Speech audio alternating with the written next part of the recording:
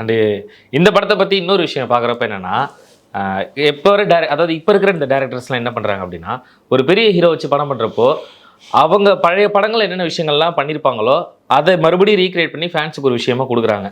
So இப்போ example சொல்லலாம், கூலி படத்துலேயே வந்து இந்த கூலி படத்தோட டைட்டில் டீசர்லேயே வந்து நம்ம பார்த்தோம், அப்பாவும் தாத்தாவும் வந்தார்கள் போனார்கள் அப்படின்னு சொல்லிட்டு சூப்பர் ஸ்டார் பழைய படத்தில் பேசின அந்த டைலாக் ரீக்ரியேட் பண்ணி மறுபடியும் பேசியிருப்பாரு. அந்த பழைய படத்தில் சூப்பர் ஸ்டார் வந்து ஒரு நம்பர் பிளேட்டோட போட்டிருப்பாங்க, அதுதான் கூலியில் மறுபடியும் வந்து ரீக்ரியேட் பண்ணியிருக்காங்க.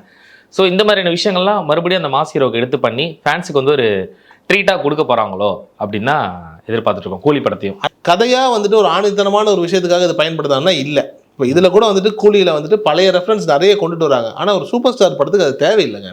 ஒரு சூப்பர் ஸ்டாருடைய படத்துக்கு பழைய ரெஃபரன்ஸ்லாம் தேவையில்லை. அவர் வராரு இல்லை, அன்னைக்கு தேதிக்கு நாங்கள் பார்க்குறது தான் படம், அவர் சொல்கிறது தான் ஸ்டைலு, அதுதான் ஸ்டேட்மெண்ட்டு, அதுதான் மாசு. இங்கே சூப்பர் ஸ்டாருக்கு அவரை நிறைவுபடுத்துகிற மாதிரியோ இல்லை அவருடைய ஃபேன்ஸுக்கு வந்துட்டு கிளர்ச்சி ஊட்டுற மாதிரியெல்லாம் வந்துட்டு பழைய படங்கள்லாம் எதுவும் தேவையில்லை. அந்த இது பற்றி அதெல்லாம் தேவையே இல்லைங்க.